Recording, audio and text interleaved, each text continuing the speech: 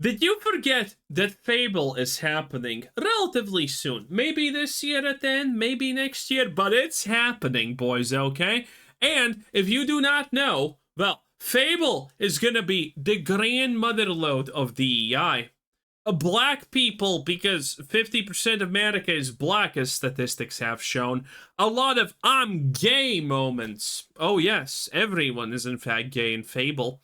And a lot of other things. If you thought Siri in The Witcher looks very manly and woke and stupid, wait until you see the Fable main character. It's gonna be great, boys. It's gonna be great. It's gonna be a disaster.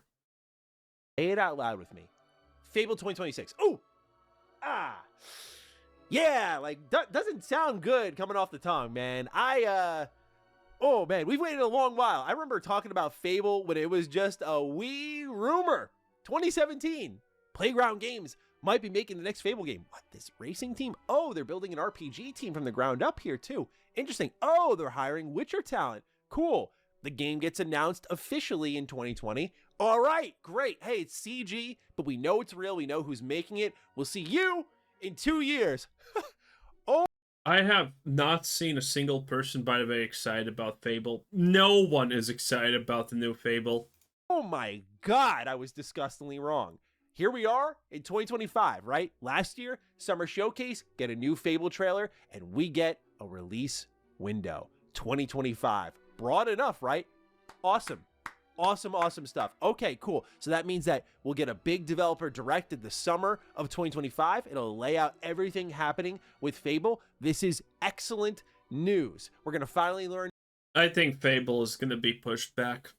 I mean, remember a year ago when it happened and there were these rumors that Microsoft and Xbox are understanding, wait a minute, DEI and wokeness doesn't make money. And we're gonna change things. And here we are. Avowed just released and hit the third trading center. About if I can get married. Can I manage my own businesses? Can I grow horns when I do evil things? All that cool stuff that defines Fable. We're going to learn all about it. Nope. You're waiting until 2026. I don't know if there's going to be more information this year. I don't want to get ahead of myself, but we're going to talk about that delay because there's a multitude of reasons, both good and bad, on why this could be happening. It could be as simple as we're making time for a PS5 port because they do start to pull the Band-Aid off even more. I mean, I called it.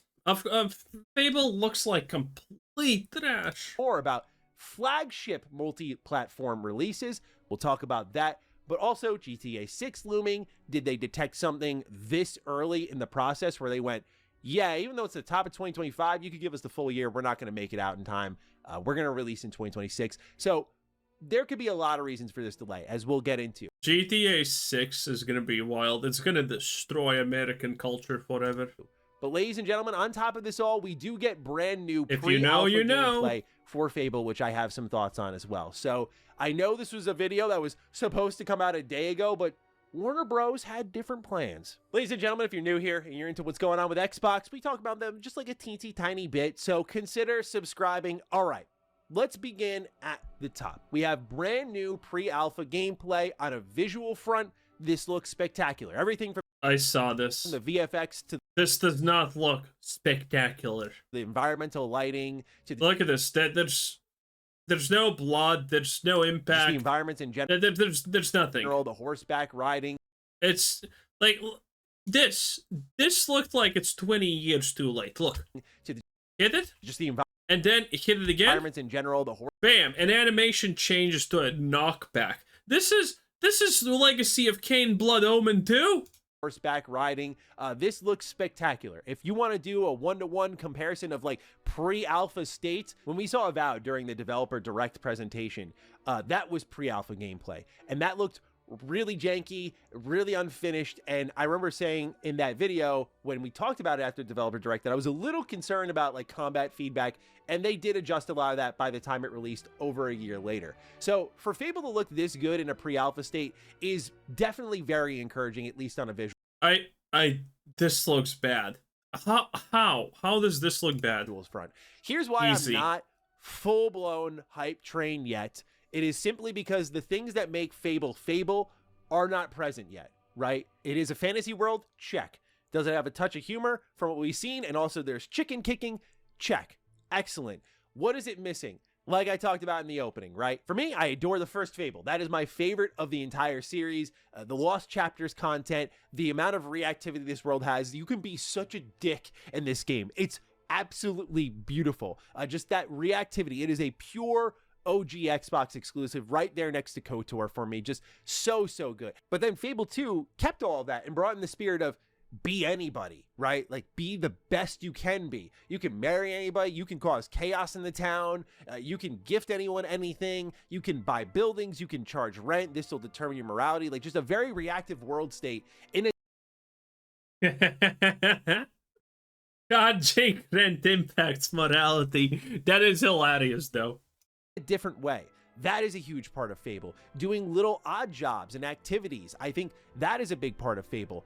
And then there are the evolutions that I'm seeing people expect, like a true character creator. And I do wonder if, you know, granted, it is a racing game, to be fair, but Forza Horizon 5 did have, like, presets for characters, and your character was your character looks very gay. generally featured a lot in cutscenes. Obviously, you wouldn't see them in most of the gameplay. It didn't matter that much, but I do wonder if they're going to kind of go with the preset options for Fable. But I would love to see a true character creator in this game, especially with how good it looks on a visual front. But that is why I am not full-blown excited yet, because the two elements I care most about that separate Fable from everything else in the fantasy genre are not present yet. But if I'm looking at it as like pure combat, how do I feel? It reminds me a lot of The Witcher, which makes sense. They hired a lot of CD Projekt Red talent after The Witcher 3 had come out to build Fable. And you can see that. Everything from the stance of the character to the setup of the combat scenario with little puny human versus big hulking monster, all the way to the way dodging and deflecting works and the single sword hanging to your side. Very Witcher 3 coded. I don't think the sidestep / dodging looks particularly great yet. Like, you're kind of just shimmying along. It's pre-alpha, so I can give a pass on that sort of thing. But am I up out of my seat?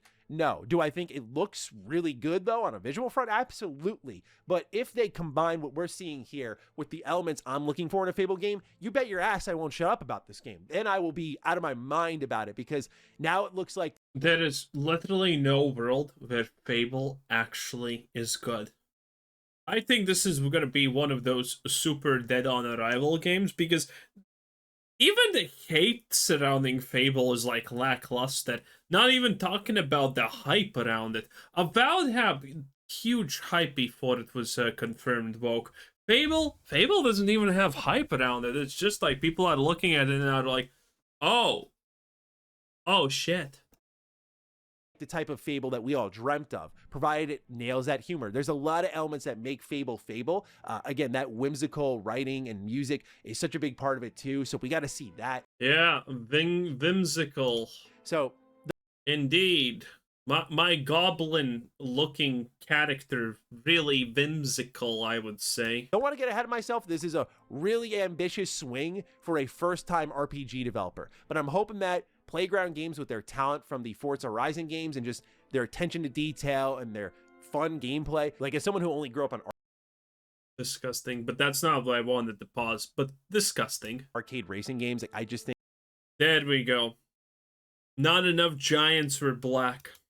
What Forza Horizon does is special, but it's a whole different beast. By the way, this is a real person, and he's super obnoxious, woke, and stupid in real life. In an RPG. So this is their kind of Guerrilla Games moment, if you will, going from your Killzone first-person shooter to third-person open world. Like, it's a big swing, totally different mindset and design and gameplay feel. So now you need to do that from racing to RPGs, which is even more difficult. Now, the real question is, why did it get delayed? Especially at the top of the year, if this is supposed to be a holiday title, let's say we're, 7 to 9 months out. We're talking like that September to November range is where Fable was going to land, which I think was like a fair guess for it. Let's say that was the range we were looking at. And Xbox doesn't seem to be afraid of a December release, as indicated by Indiana Jones, which is one of their best exclusives this generation. I love that game. So it seems like you Sorry. Indiana Jones and the Great Circle Steam DB. Oh, one of the greatest releases, my fucking ass. You know what's the funniest part about Indiana Jones? Wait, I'm switching the scene, okay? You know what's the greatest part about Indiana Jones? It's the fact that this game was actually not woke, but it's like not avowed, but it's like Dishonored, but without magic and way worse. Like, look at this. The peak was 12K players, one of the best things ever. My God. And this was, by the way, one more of those releases where idiots were like, oh my God, your game is so good. Oh my God, your game is so good. Granted, I mean, if you want to just watch the Indiana Jones movies, this game kind of does it for you. There's not a lot of wokeness in there. The biggest wokeness in the Indiana Jones game is the fact that you are forced to play as a woman for a brief period. But other than that, like, everyone acts like a normal human. No one is mistreating Indy just because he's a man, and everything is kind of nice. But the game still failed because, you know, gameplay wise, it's an objective 2 out of 10. Okay, that's just the reality of these things. Greatest hits, huh? Indiana Jones. True, Matty. Very true. A whole whopping 12K peak player base. You could have had up to 10 months. Oh, but it's on Game Pass. Yes, so is your fucking mom. For Fable to release this year. So what this tells me is something happened where they went, we don't want to release this year at all. Now, number one could be just the very obvious. At least the ugly can only associate with the ugly. At least that part of reality is still intact. At all. Now, number one could be just the very obvious answer that's right in front of us. There's a lot of Xbox games in 2025. A lot. Like, they're looking to set up for monthly releases if rumors prove to be true. When you're looking at, like, right. My man literally unironically put in a segment of South of Midnight. Oh, there's a lot of good releases and whatever. Yeah. Prove to be true. When you're looking at, like, right now, you go Avowed, yeah. South of Midnight, you have Claire Obscure. We're hearing about the Oblivion remake. Obviously, if you include the Oblivion remake, things like Day One Game Pass, that only expands further. Towerborn is another one. Ninja Gaiden 2 Black is another one. Ninja Gaiden 4 at the end of the year is another one. Of course, your annual Call of Duty. There is so much coming out this year that there is very well there is so much coming out this year that people are still going to say Xbox has no games. Yeah, that's a lot. Possibility Xbox just went, we can give this even more time and really refine it, and we're not going to lose out on money at all. You also have a big RPG coming out at the end of the year, still at least, based on what we know, and that is The Outer Worlds 2. And I know a lot of people are kind of wishy-washy in Obsidian right now. For me, out of all the great things they've made, especially recently, like a Pentiment, I don't think one kind of mid-game throws me off from all of their future projects. Now, if The Outer Worlds 2 is bad, then I'll be in a position of actual worry. But I am still looking forward to that game, and you could definitely put that in the RPG slot at the end of the year for fans who are looking for like a deeper role-playing experience. Maybe you'll find that there, and it kind of fills the slot that Fable's leaving open. Yeah. The Outer Worlds 2 is going to be so good. They literally took all the criticism the Outer Worlds 1 got, aka not really any risks taken, not really any roleplay options taken. Again, no, mainly no risks. And they took all this feedback that pretty much everyone said exactly the same. And they said, fuck this, we're going to add more guns. That's it. That's their solution. Good luck. Speaking of Obsidian, you gotta wonder if Avowed is playing a factor in all of this. The conversation around the game has not been pleasant.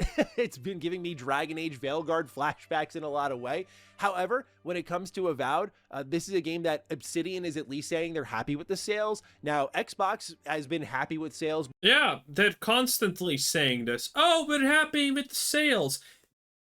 Xbox game subscriptions are 30% below expectations. The sales are great! Yeah, I believe that, Xbox. Surely. Before, too. I look at Hi-Fi Rush. They were happy with the sales, just touted the performance of the game, and then shut down the team before selling it off. It's possible that Avowed, with its current launch and where things are at right now and their plans for post-launch support, are maybe looking at it as like, hey, this fantasy game has some legs. This is addressing our fantasy niche. We're happy with the numbers here, and we can give Fable some more time. It could be that. I don't know. Now, also, there could be GTA 6. You know, this game is supposedly still releasing this year.